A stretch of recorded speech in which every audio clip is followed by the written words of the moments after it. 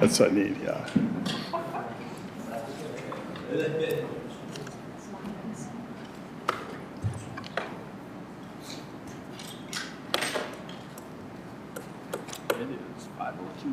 Okay.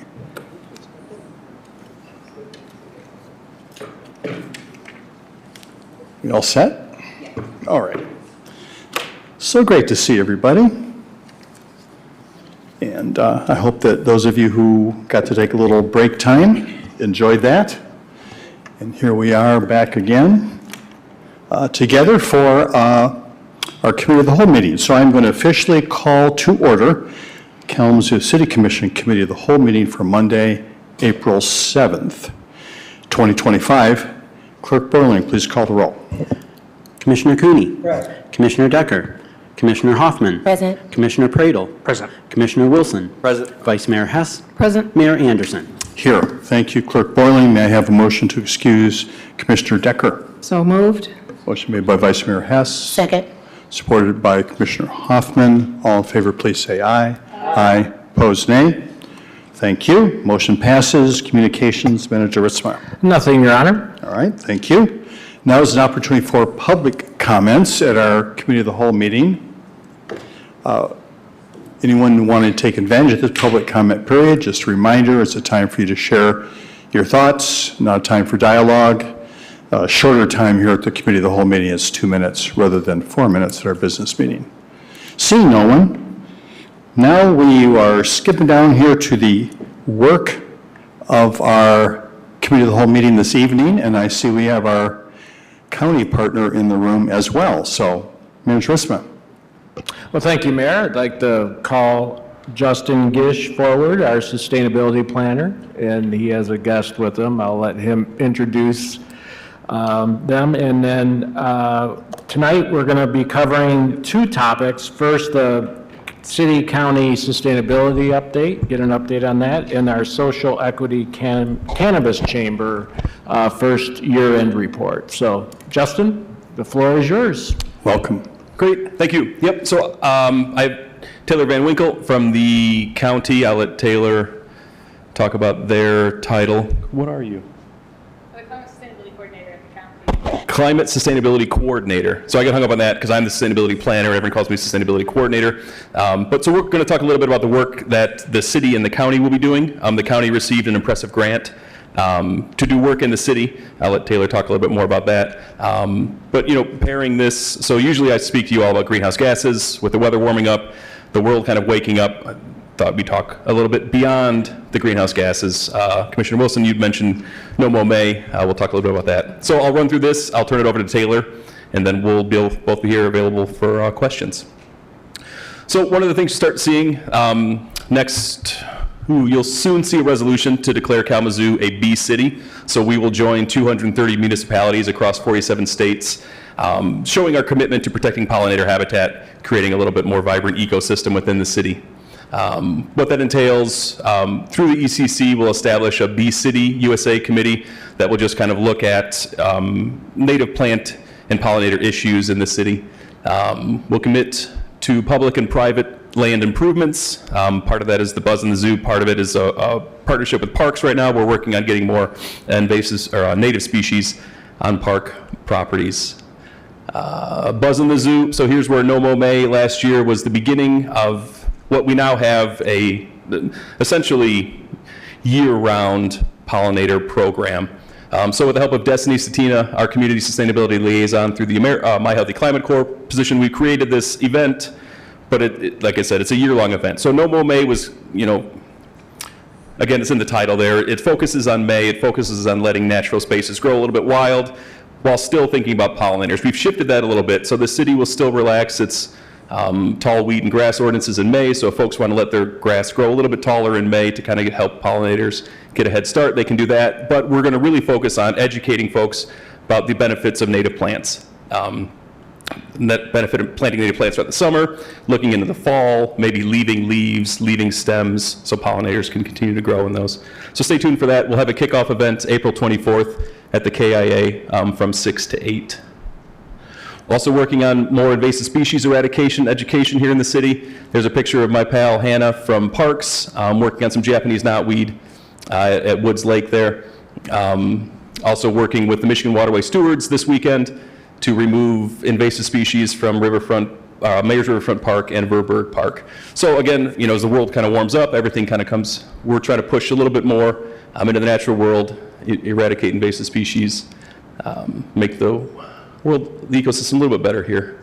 Working on compost accessibility and education. So working with KVCC to celebrate Compost Awareness Week. Soon you'll see a proclamation, hopefully that will get through Commissioner Hess, or Vice Mayor Hess, to have Kalamazoo recognize Compost Awareness Week. Working with students at Kalamazoo College on they have a physical education class that's just focused on composting.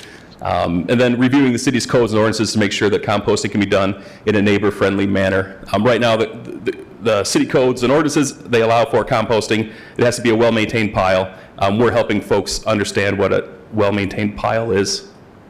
Some of that is placing these compost tumblers at community garden sites. This is at Parkview Hills. Working with Chris Broadmet, my pals at Public Services, they purchased 2 tumblers that are sitting at community garden sites. So folks in the community can't compost in their yard, maybe they live in an apartment, they can drop off their food scraps here. These 2 tumblers, they're large, 65 gallons, I believe. They're full already. So there's already, an intense demand for composting in the city. So again, working with Chris Broadbent, we will be doing a community composting pilot program here in the city. So you'll see these type of Herbie-Kirby bins pop up in neighborhood organizations in a centralized drop-off location in the city where folks can bring their compost, put it in these bins. These bins will be picked up weekly and taken to a composting facility in Grand Rapids. And what's neat about this is a commercial composting setup. So if you go to some local restaurant that has takeout containers that say commercial composting only, they can accept these bins, those containers in these bins. Working on waste reduction city events, you'll see some of those bins at Lunchtime Live and other parks events to kind of encourage folks, if they can't finish, whatever, their broth or whatever, they can throw it in these bins and we'll recycle it. We're also getting more recycling bins, and we'll be working with students from Western and Kalamazoo College to get out there and coach folks on how to do some of this stuff. So much about, waste reduction is it's really education and encouragement. So we're working on that. Community litter pickups, as the snow melted, we saw kind of what was underneath. Get a lot of requests to work in public spaces to clean it up a little bit. This is just my office, and on my lunch break, I just walk around and pick up trash. But, it can't just be me, it's got to be everyone. So we're working with some community organizations to pick up trash in downtown and beyond, in public parks and that. We're going to bring a rain barrel and composter sale to Kalamazoo. So Battle Creek had one that just ended in April. I spoke with them, and they said usually at the end of their sale, they get folks reaching out, wanting to join. The sale's already ended. So we'll open one up in June. Anyone that missed that sale can then purchase these upcycled food-grade containers that the folks at Upcycle have turned into rain barrels. You'll also have composters, too. City of Kalamazoo held their first Solarize event last November. I just got the results back on that.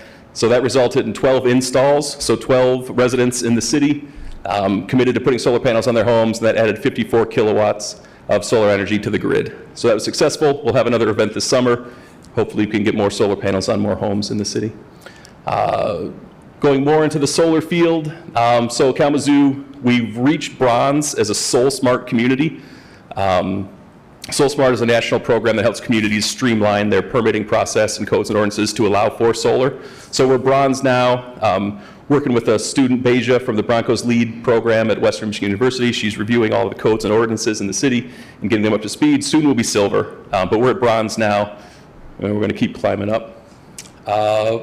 Again, with House and Public Services, we applied for a grant to put in a solar carport at the Crosstown Parkway. So this is one thing that came up. Citizens really wanted to see solar installations on city property. We have our purchase agreement with consumers, but this is only going to help decrease our energy use if we get this grant. So that grant's out there. That'll provide 150 kilowatts of energy to that building. offset about 7% of that building's energy use annually, and have the added benefit of covering public safety vehicles in winter and things like that. And then internally, Chris Broadbent and I are working, and Wendy White over at Public Services are working on staff trainings, right? So City of Kalamazoo employs 600 people. Those are 600 people that can learn a little bit about sustainability and recycling. So we're gonna do staff trainings, get folks up to speed, and hopefully they can, become more sustainable and pay more attention to these types of things in their work and beyond. So I went through that because I know we have a packed agenda, and I'll turn it over to Taylor to talk a little bit about their grant.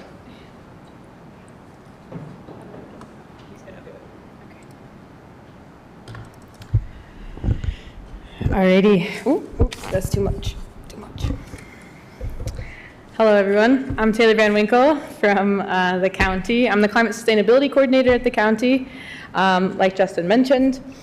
I'm here today to talk specifically about one grant that we recently received. It's really relevant to the city, and we've been working with the city to coordinate efforts on it. So I'm going to talk about overview, what it is, what kind of services it delivers, and then there'll be an opportunity for questions at the end.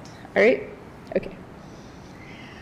So the application for the process for the big grant took a while. It took about a year to put together and hear back eventually a yes or no on it, right? So it's a big grant from the EPA. We began reaching out to local organizations back in February.